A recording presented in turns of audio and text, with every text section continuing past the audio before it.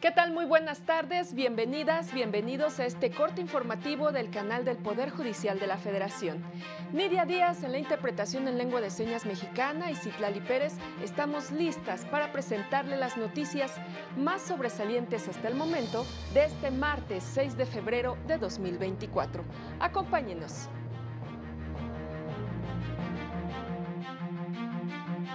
El Pleno analizó y resolvió diversos recursos de revisión en materia de seguridad nacional relacionados con Pegasus y Calica. La Constitución faculta a la Suprema Corte para expulsar cualquier norma que sea contraria a su contenido, afirmó el ministro Alberto Pérez Dayán.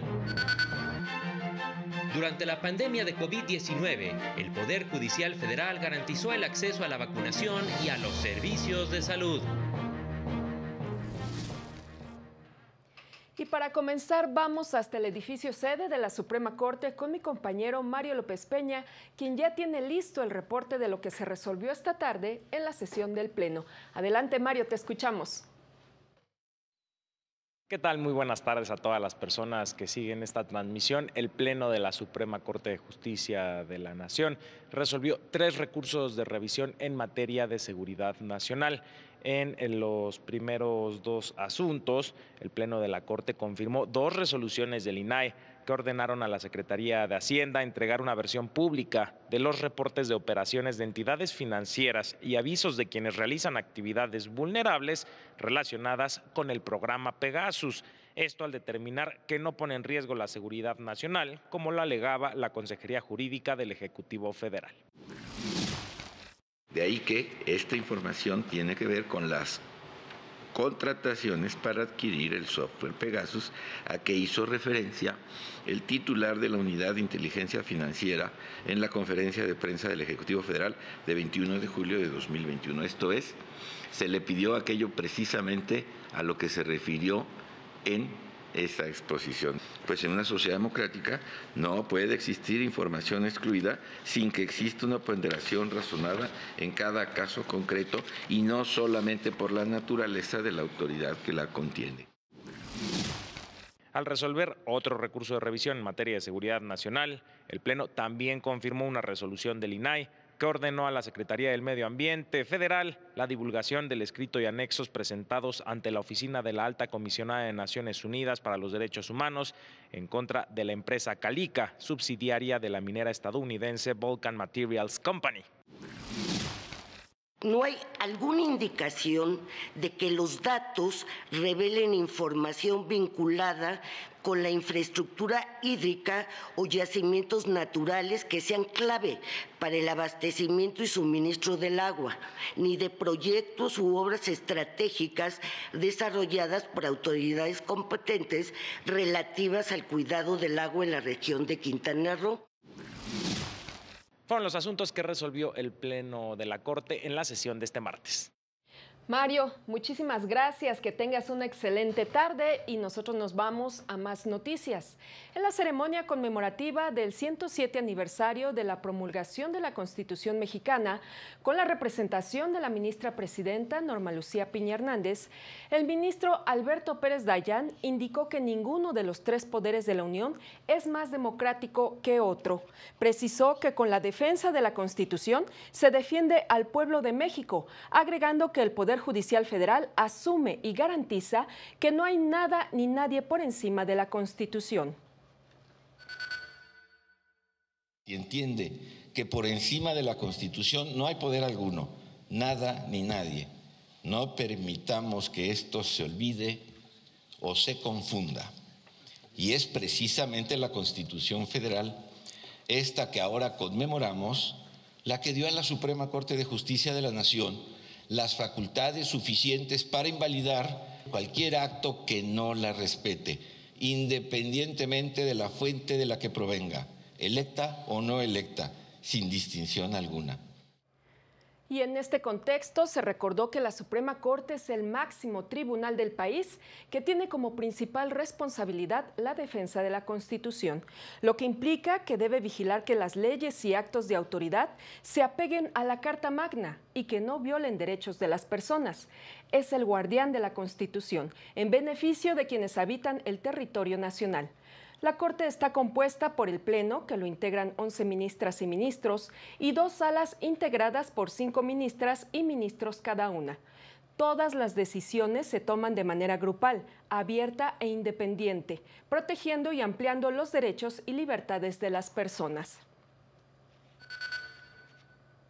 La primera sala de la Corte estableció que los artículos 9, 15 y 20 en distintas fracciones de la ley del IVA no vulneran el principio de proporcionalidad tributaria, pues las circunstancias de que los contribuyentes que realizan actividades exentas no puedan acreditar el impuesto que les fue trasladado no desatiende su verdadera capacidad contributiva. La sala argumentó que el IVA es un impuesto que grava manifestaciones indirectas de riqueza, que el legislador estimó que si el patrimonio de una persona es suficiente para soportar el consumo, también lo es para pagar el impuesto. Asimismo, explicó que si bien es cierto que el productor de bienes o el prestador de servicios debe absorber la carga tributaria como un gasto o costo, evitando el efecto acumulativo del gravamen, también lo es que puede considerar en el precio de venta dicho gasto o costo que dejó de acreditar sin que ello implique la traslación del impuesto. En más temas, para garantizar el derecho de acceso a la justicia de la población durante la pandemia de COVID-19, el Consejo de la Judicatura Federal reforzó el uso del expediente electrónico. Además, autorizó a los titulares de los órganos jurisdiccionales el uso de la videoconferencia para desahogar diligencias. La magistrada Luz Elba de la Torre Orozco explicó que fundamentalmente se atendieron demandas de la población que quería vacunarse, pero les era negado el servicio o bien personas que no tenían acceso a los servicios de salud. Y por medio de juicios de amparo, específicamente de suspensiones, se logró vacunar a muchas personas que en ese momento no tenían el acceso a una vacuna, o se logró dar atención a muchas personas que tampoco tenían acceso a un servicio de seguridad social o porque los hospitales estaban saturados, era imposible que pudieran acceder a una atención médica. Entonces, la labor del Poder Judicial de la Federación me parece que fue bastante importante. Y en más noticias, el Tribunal Colegiado en Materia Penal del 22º Circuito, con residencia en Querétaro, determinó que es constitucional el artículo 246d bis de dicho estado, que tipifica el delito de maltrato y crueldad animal, ya que no vulnera el principio de legalidad, pues el infractor puede conocer con exactitud la pena que se le impondrá. El tribunal colegiado dio por acreditado el delito cometido en contra de 3 perros rescatistas de la Cruz Roja que fueron envenenados, por lo que el responsable solo debería ser sancionado por un delito y no por 3, ya que no se trata de ilícitos autónomos e independientes, como lo determinó la autoridad judicial local, bajo la figura de concurso ideal de delitos. Asimismo, determinó que los indicios recabados por particulares sí eran válidos y no vulneraron los derechos del infractor, pero no debe aplicar la calificativa de utilizar métodos crueles, pues el responsable incurrió en crueldad animal y no puede ser juzgado 2 veces por la misma conducta. Por ello, dejó sin efectos la sentencia de 10 años, 6 meses que se impuso al quejoso y la multa de 1.200 UMAS y actualización, con el fin de que se reclasifique la sanción tomando en cuenta los parámetros fijados por el tribunal. Y el Pleno Regional en materia de trabajo de la región Centro-Norte, con residencia en Monterrey, Nuevo León, determinó que para estar en aptitud legal para resolver las lagunas normativas que contenga la Ley Federal del Trabajo, se deben atender las disposiciones que regulen casos semejantes. Es decir, deberá realizar una aplicación análoga de los principios generales que deriven de la Constitución y de la ley en la materia, los principios generales del derecho, los principios generales de justicia social que derivan del 123 constitucional, la jurisprudencia, costumbre y la equidad, previstos en el artículo 17 de la Ley Federal del Trabajo. Esta situación se actualiza cuando no existe una disposición legal expresa aplicable al caso. En este supuesto se ubica la determinación de competencia por razón de territorio de la autoridad laboral que deba conocer de un procedimiento paraprocesal instado por la parte patronal con el fin de que se comunique al trabajador el aviso de rescisión de la relación laboral que los unía. Momento de una pausa, no se vaya porque será muy breve.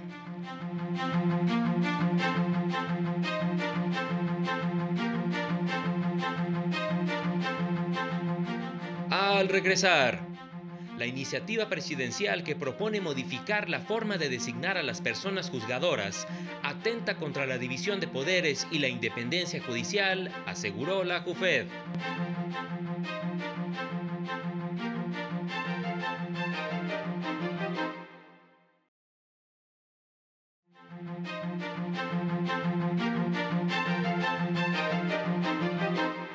Las 14 horas con 11 minutos, que no se le haga tarde, nosotros continuamos con más información.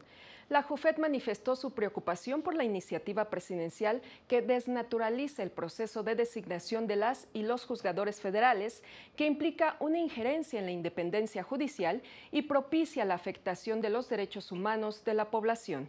Advierte que la iniciativa es contraria a la división de poderes, misma que coincide con un momento en el que se han incrementado el número de personas que acuden a juzgados y tribunales a solicitar la defensa de sus derechos frente a actos arbitrarios de las autoridades. La propuesta es contraria a la Convención Internacional firmada por México, que busca garantizar la independencia judicial y la inamovilidad de los juzgadores para que no cedan en sus resoluciones a presiones externas. Precisa que elegir a las personas juzgadoras mediante voto popular socava el principio de carrera judicial, compromete la calidad de las resoluciones judiciales y debilita la confianza en el sistema de justicia y pone en riesgo el derecho de acceso a la justicia. La JUFED rechaza la narrativa de que el Poder Judicial es un adversario político que privilegia los intereses particulares y corruptos, misma que solo busca desprestigiarlo para justificar esta iniciativa. Recordó que los juzgadores solo se deben a la Constitución, no juzgan para recibir aplausos, sino solo para proteger los derechos de la población. Recordó que sin juzgadores independientes no hay democracia, ni Estado de Derecho, ni certidumbre para el desarrollo de México. El Tribunal Electoral dio a conocer el proyecto del magistrado Reyes Rodríguez Mondragón, con el que propone resolver el recurso de revisión de procedimiento especial sancionador, por el que se impuso una multa a Xóchitl Gálvez por la violación al interés superior de la infancia y al PAN, PRI y PRD por incumplir con su deber de cuidado. La resolución de la Sala Regional Especializada fue impugnada por los afectados.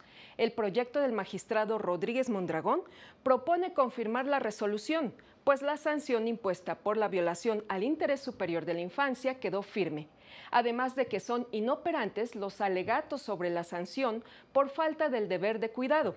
Asimismo, descarta que la multa impuesta resulte desproporcionada. Por ello, propone confirmar la multa de 10,374 pesos a Xóchitl Gálvez y de 41,496 pesos a cada uno de los partidos que integran el llamado Frente Amplio por México, que fueron impuestas durante el proceso para designar a la coordinadora para la construcción de dicha alianza. La Sala Regional Ciudad de México, en coordinación con el Tribunal y el Instituto Electoral de Morelos, realizaron la primera mesa de diálogos interinstitucionales 2024, fortaleciendo la justicia electoral y democracia. Estos diálogos permiten profundizar en el análisis y discusión de temáticas particulares que se presentan en los procesos electorales. En esta ocasión se presentó la oportunidad de que las autoridades administrativas y jurisdiccionales electorales ahondarán en temas relativos, entre otras cuestiones, a las consultas indígenas, redistritación, catálogo de sistemas normativos internos, así como el registro de candidaturas de grupos en situación de vulnerabilidad.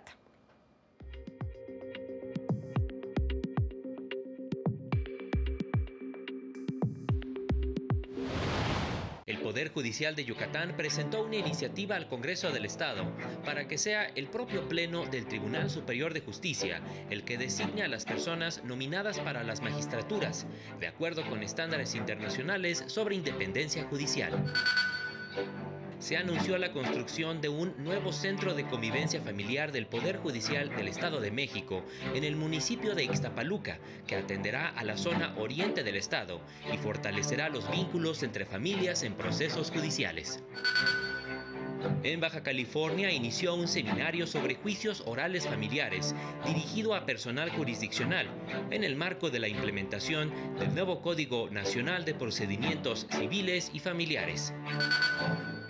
El Poder Judicial de Jalisco imparte un curso de formación inicial sobre el nuevo sistema de justicia cotidiana a jueces, secretarios y personal jurisdiccional en preparación para la entrada en vigor del nuevo sistema procesal en la materia en 2027.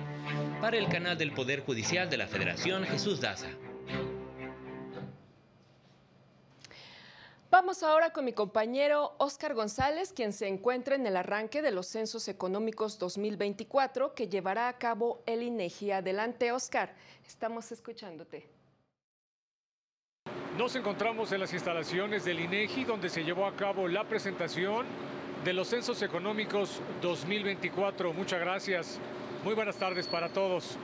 Ello con la finalidad, se indicó, de conocer la actividad productiva y económica de los negocios en el país.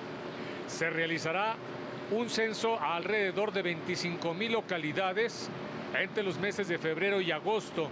Esto con el apoyo de 32,000 colaboradores del INEGI perfectamente identificados. La presidenta del INEGI, Graciela Márquez Colín, informó que se observa obtener, en ese sentido, información de más de 6 millones de comercios. Vamos a ver. Que abarcan desde el pequeño taller o expendio del vecindario hasta los grandes almacenes, parques industriales y centros financieros. Los Censos Económicos 2024 retratan la situación económica en un momento determinado con representatividad amplia, tanto geográfica como sectorialmente. Al final, dijo, la idea es obtener toda la información posible para poder mejorar las políticas públicas destinadas a este sector económico. El reporte que tenemos. Gracias, Óscar, que tengas una excelente tarde y pues estaremos pendientes de esta información. Antes de despedirnos, le informo que el mexicano Juan Manuel Gómez Robledo rindió protesta como juez de la Corte Internacional de Justicia, convirtiéndose en el quinto mexicano en formar parte de este tribunal internacional. Ocupará el cargo por un periodo de 9 años. Así llegamos al final de este espacio de noticias. Soy Citlali Pérez. Lo invito a mantenerse en la señal del canal del Poder Judicial de la Federación. Siga a las 19:30 horas nuestro avance informativo y a las 20:30 el noticiero nocturno. Gracias por su atención. Que tenga una excelente tarde. Hasta pronto.